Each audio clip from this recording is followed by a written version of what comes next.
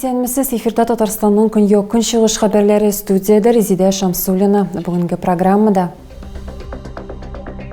Әлмәттә торак йорт янган, махсус хезмәтләргә янгынны сүндерү өчен 1 сәгатьтән артык вакыт кирәк була.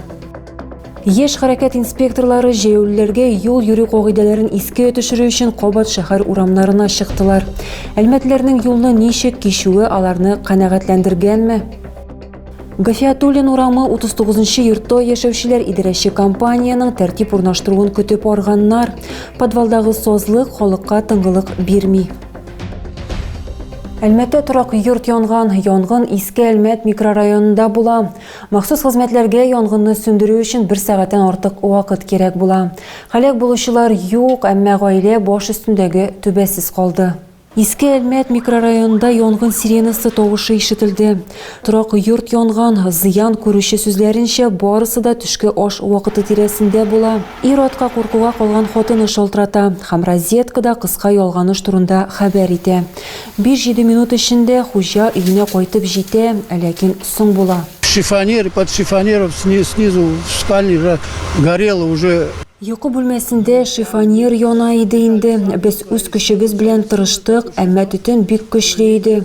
Берни эшли алмадык, аннары янгын сүндерүчеләрне чакырдык. Янгын сүндерүчеләр санаулы минутлар эчендә килеп җитәләр, ләкин ул вакытка ут бөтен йортны чолгап алган була.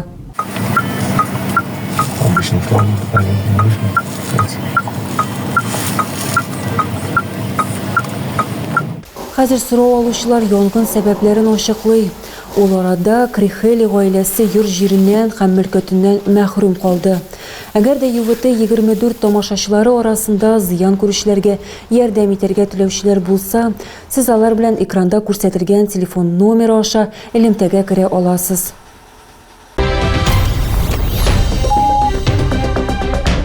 Еш хәрәкәт инспекторлары җәяүлеләргә юл йөрү кагыйдәләрен искә төшерү өчен Кабат шәһәр урамнарына чыктылар. Әңгәмәне мәчеттә Дәүләт автоинспекциясе хезмәткәрләре һәм юл хәрәкәте иминлеге учреждениесе белгечләре дәвам итте.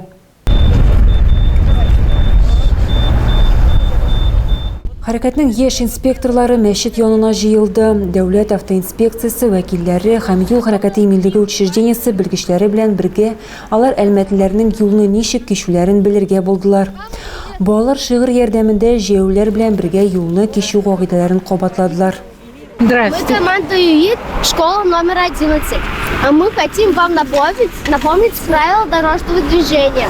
Рядом все знак поставят пешеходный переход. Здесь дорогу переходит весь сознательный народ. Молодцы. Өлкәннәргә дә, балаларга да юитчылар тематик белешмәлекләр һәм фликерлар тапшырдылар. Һәм Кабат яктылык кайтаручы элементларның кирәклеге хакында искә төшерделәр. Вот вам памятник. А у вас есть световозвращающий элемент? И светоотражающий элемент нету.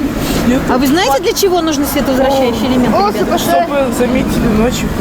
Лекция мәчеттә дәвам итте. Дәүләт автоинспекторлары һәм юл хәрәкәте иминлеге учреждениесе хезмәткәрләре халыкка юлда кагыйдәләрне үтәү үз куркынычсызлыгы гына түгел, ә яшь буын өчен үрнәк тә дип аңлаттылар. Беренче чиратта балаларның тормышы һәм сәламәтлеге нәкъ менә уллардан тора.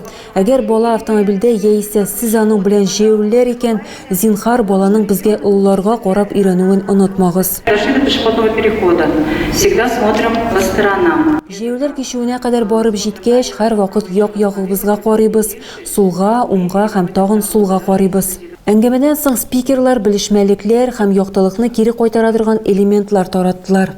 Мәчет хезмәткәрләре дә юлларда сак булырга өндәде. Выходя на улицу, особенно должны быть внимательны. Урамга чыкканда куркыныч урыннарда аеруча игътибарлы булырга тиешбез. Без барыннан да элек үзебезне һәм диндәшләребезне, ватандашларыбызны, Ходай биргән тормышны сакларга чакырабыз.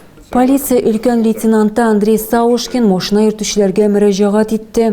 Ул билгеләп үткәнчә, юл хәрәкәтендә катнашучыларның барысы өчен дә уяулыкны саклау бер тигез мөһим. Госавтоинспекция призывает вас. Дәүләт автоинспекциясе сезне җәяүле юл хәрәкәтендә катнашучыларга игътибарлы булырга чакыра. Бигрәк тә начар һава шартларында һәм тәүлекнең караңгы вакытында.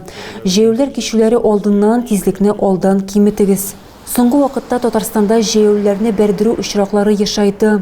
2024 елда гына да җәяүләр катнашында 26 юл транспорт һәлакәте теркәлгән. Аларда 4 кеше һәлак була, 25 кеше зыян күрә. Гафиятуллин урамы 39-нчы йортта яшәүчеләр идарәче компанияның тәртип урнаштыруын көтеп арганнар. Подвалдагы сазлык халыкка тыңгылык бирми. Безнең иҗат төркеме дә урында булып кайтты. Ой, я не знаю, вы, наверное, тут, наверное, задохнетесь. Безнең камера Гафиятуллин урамында урнашкан 39-нчы йортның подвалындагы дымлылыкны көчкә күтәрә. Ләкин бу әле ярты бәла генә. Людмила Котова сүзләренчә, проблема инде 11 ел хәл ителми. Коммуналь хезмәтләрнең барлык гамәлләре дә вакытлы шешелеш бирә. Целое болото. Я говорю, можно... Монда тулы бер сазлык, чиста су булса йөзеп булыр иде. Ләкин бөтен подъезддан начар ис аңкый. Подъезддан фатирга кирип җиткәнче тын алырлык түгел. Мондый дымлылык башка проблемаларга да китерде ди халык. Йортның периметры буенча уза торган бетон да җимерелә башлаган. Я все хорошо видно. Вот. Это их не работа. Это разве работа? И так же везде. Рәсимә Гали Мөхәммәтова коммуналь хезмәтләргә берничә тапкыр мөрәҗәгать иткән. Диспетчер водоканал гаризаны инде үтәгән, коеларны чистартканнар дип җавап биргән. Подвалдан су китәргә тиеш, ләкин вакыты билгесез. Учратыбызда без шулай ук Алсу идарәче компаниясына шалтыраттык. Җитәкче урынбасары сорауга төгәл җавап бирә алмыйм диде. Су һава шартларына һәм җилләтү мөмкинлегенә бәйле дип ассызыклады. Икенче проблеманы якын арада хәл итүләре турында ышандырды.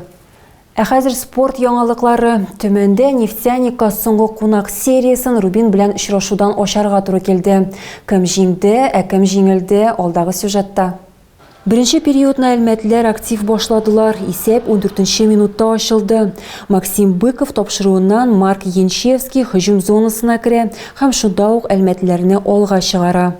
Икенче периодның күп өлешен командалар тигез булмаган составларда уйнадылар. Ахырда нефтяникка күпчелектә уйнау мөмкинлеге туды. Әлмәт командасының икенче алкасын үз исәбенә Искәндәр Мулюков язды. Ахырда Әлмәт хоккейчылары 5 минутка ашчылыкта калды. Бераз соңрак хуҗаларга да чираттагы штраф бирелде.